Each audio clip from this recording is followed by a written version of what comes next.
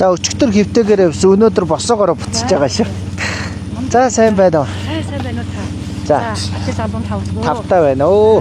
За надтай фэйсбүүкээр бичээд байсан та. Оо за. Оюутлан дайрын нэгээд би болохоор 9 сарын сургууль юм захирал хийх. За. Би юу ч дурсаагүй. Харин тийм. Болохгүй ямар би ээжийнхээ хувьд би талтай харилцсан шүү. За баярлалаа. За. За тэгээд миний хувьд нөгөө ерөнхий боловсролын сургуулийн бас 900 гаруй сурагчид 100 гаруй багш ажилтныг ингээд өдөртөн чиглүүлж ажилладаг сургуулийн захирал хүн байгаамаа. Тэгээ миний өөрийн хувийн зүгээс бол одоо би ингээд тулах хэрэгтний бэрхшээлтэй нэг хүүтэй одоо миний хүү ийш орох хэдүүлээ 20 гаруй настай Эрдэнэт дээд сургууль сурж байгаа юм хүү байж байгаа. Тэгээд би яагаад таныг ингээд дагддаг юм бэ гэхээр бидний тохиолддог энэ бэрхшээлийг хамгийн сайн ойлгож олж харсан хүмүүс та байхгүй юу? Гэхдээ би энэ 20 гаруй жил бас ингээд хүүхдтэйгээ зов чаналж ингэж явж явах үед энэ асуудлыг хөндөж ярьсан юм ер нь байхгүй. Тэгээд яг хүмүүн айгүй сайхан болоод ингээд сургууль сураад ингэж байгаа ч гэсэндээ өөр бусад хүүхдүүд ээж аауд маш их энэ зовлон үүрч байгаа учраас энэ маань бас ингээд зөөр шийдэгдээд энэ сайхан хүний буйнаар асуудал нь сайхан эргэж шийдэгдээсээ тэр нь ч гэсэн би нэг дуу хоолойгоо хүргээд те тантай бас санал бодлоо солилцчихсан гэдэг өөднөөс бас танд хандсан шүү. Тэгээд таныг бас аян замд явж байхад нь бас жоохон тав тухгүй байдал үүсгэсэн бол уучлаарай. Тийм би бол тантай тийм захирал махирал гэдэг утгаар биш шүү. Гişүнэ их хүний хуваар би тантай уулзж байгаа шүү. 900 гаруй хүүхдийн бас төлөөл болж тэрэн дунд төрлийн бэрхшээлтэй зөндөө олон хүүхдүүд маань байдгийн манай сургуульд. Тийм учраас би тэр хүмүүсийн ард байдаг учраас тантай уулзах хүсэл төрсөн юм аа. Яна сургууль энэ хэмжээ асуудал шийдсэн байна. Би чинь таныг ерөөсөө ийм хүүхдтэй гэж мэдсэнгүү, ийм бүлж гэж мэдсэнгүү зүгээр ерөөсөө за Монгол хүн байна. Уусаа гарьяа гэж бодсон. Миний хувьд ч гэсэн бас яг тэгж бодсон. Яг та хэдийг замд явж байхад бас нөгөө гişүний биеийн байдал нь бас ингээл даралт малт нунаал энэ төр гэж байгаа. Тэгээ нөгөө таныг дагдаг учраас бас таны тэр байдлыг харсан л та. Тийм тэгээд бид нөгөө хүүхдүүд амарчсан багш ажилчид маань сайхан ингээд хүүхдүүдгүй ч гэсэн ажиллаж байгаа. Ерөнхийдөө тий дүнгээ гаргах бусад бичиг баримтныхаа ажлыг хийхээр Өрөнгөрөө сургуулаа танилцуулангаа бас ингээд тамтаа сайхан яриа хөрөө дэлгээд халуун хоолцоо хөдөлчөд явуулъя гэж зорьсон юм аа. За гоё. За та бүхэн тийшээ суугаа сайхан халуун хоолц манай 1-5 дугаар ангийн бага ангийн бүлгийн 380 гаруй хүүхдүүд маань энд үдийн цагаа иддэг юм хоолны заал юм байгаа. Манайх өөрсдөө үдийнхаа хоолыг одоо үйлдвэрлэдэг. Тий, тэгээд энд одоо энэ сургууль маань 2019 онд ашиглалтанд орсон. Хичээлийн маань 3 дахь байр. Тий. За та тэндээ яваа сайхан. Тэгээд та бүхэн сайхан 5 дахьтаа сууцгаагаа сайхан зүгээр чөлөөт яриа өрнүүлээд сайхан монгол хоолоор тий дайлуулад яваараа гэж хүсэж байна та бүхнээс. Баярлалаа. 102 багш ажилтнтай юм сургууль байгаамаа. Тэгээд манай сургуулийн хүүхдүүд дунд ч гэсэн тусгай хэрэгцээ шаардлагатай бэрхшээлтэй хүүхдүүд байдаг. Тэрний ар болж одоо бид тэд хамгаалж тэднийг хайрлж явах юм үүрэгтэй учраас бас гишүүнтэйгээ уулзах юм хүсэл төрсөн юм аа. Баярлалаа. За сайхан өвчж байна. Манай бас ажилтан маань тэгээд хүүхдээ 4 удаагийн давталтаар явуулаад тэр эмчийнхаа ачаар эмгийнхаа ачаар олон түмний одоо ингээд хандив тусламжаар би өнөөдөр хүүхдэд тэрэгцрээр суудаггүй төрдөг тэрэгтэй явдаг болгоод оюутан болгоод Волкертэй бол. Тий болгоцсон гэдэг. Тэгээ ганцаараа бие даагаад Эрдэнэт сургуульд суралцж байгаа манай хүүхд одоо 2 дугаар курс аяа. Удахгүй амарч ирнэ. Тэгээд нөгөө би хүүхдээ явуулахын тулд нөгөө заавал хүний хэрэгцээ байдаг. Одоо надаас өөр дүн ч юм уу. Тэгэхээр би оюутан болгож явахаас өмнө хөл дээр нь гიშгүүлэхгүй болохгүй. Одоо л хөл дээрээ гიშгэд бол бараг 3 жил шахав болцсон.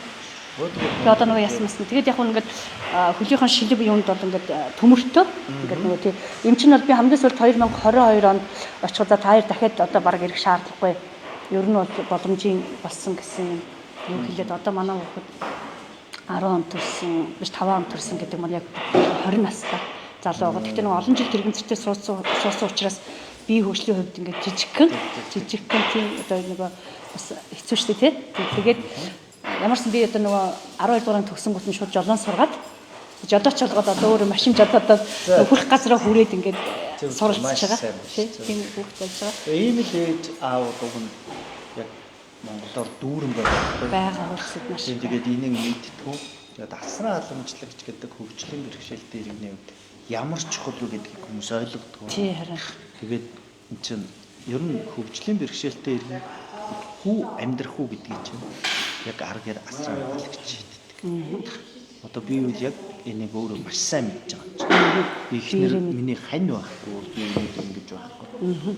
Өнөөдөр миний одоо төрсөн ихч маань цугаж байгаа. Ихчигээ байгаа учраас би ингээл даралтан унсан ч гэсэн босч ирээд явж шээ. Харин тийм. Тэгээд энэ болгонд асран халамжлагч гэдэг маш чухал гэдэг ойлголтыг төрүүлэх гэдэг хичээгээд байгаа.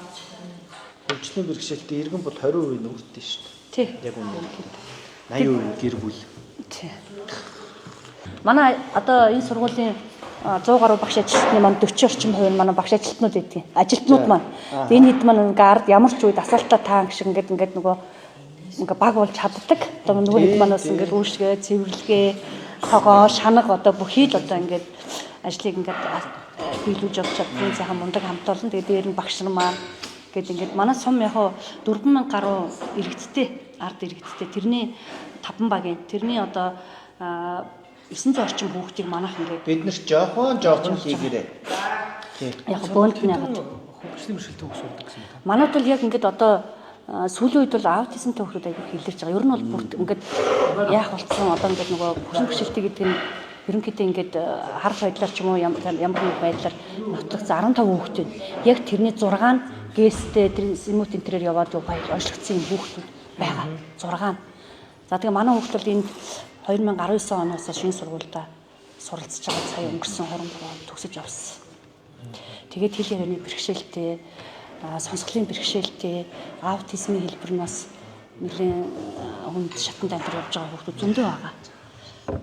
Монгол юу хоол тий. Зүгээр өстой. Тий. Монгол хоол хоног Бид наашгаа гарах гад зөндөө нөгөө хүмүүс нь гаргадгүй уулзалт дуусгүй.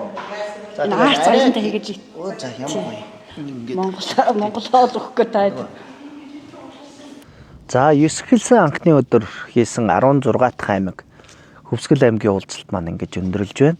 Тэгээ 21 аймгийг тойрох хугацаанд анх удаа сумын сургуулаар орж үзлээ.